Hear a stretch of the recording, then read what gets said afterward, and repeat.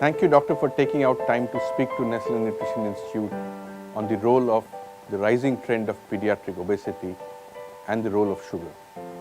Doctor, do you believe that sugar has a role to play in obesity?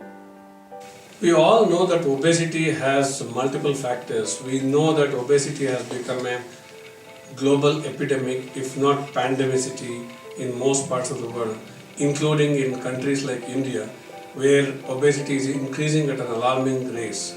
We know that obesity has multitude factors like genetics, psychosocial factors, and a lack of adequate exercise and various things. But there is no doubt that early sugar consumption has a higher risk for priming of tooth buds, leading to sweet tooth and also high energy consumption, which leads to the altered biological nature of the consumption of food. In other words, we don't consume balanced diet, which leads to increased risk of obesity and overweight later in life. What are the overall goals in fighting childhood obesity? The overall goals of fighting childhood obesity has to be at multitude levels. On an international level, WHO recommends exclusive breastfeeding, avoiding sugars in the first few months, probably in the first 2 years of life, and also using a balanced diet and avoiding high energy drinks and saturated fatty foods. On a national level like India, Government of India and Ministry of Health should promote exclusive breastfeeding in all sections of the society for the first 6 months of life.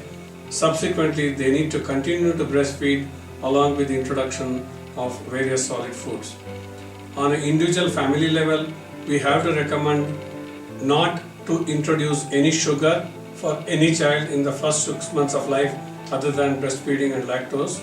Sucrose addition should be prevented in children at least in the first year of life. With this, we will definitely achieve our goals.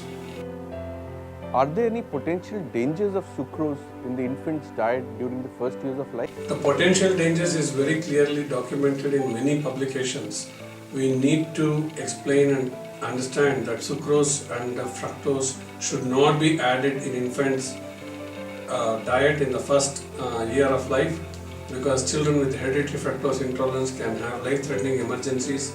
Children will have a sweet preference, lead to obesity and weight gain later in life, and a lot of publications have confirmed that micronutrient intake can be affecting children's growth in the later years of life. Thank you, Dr. Kishore.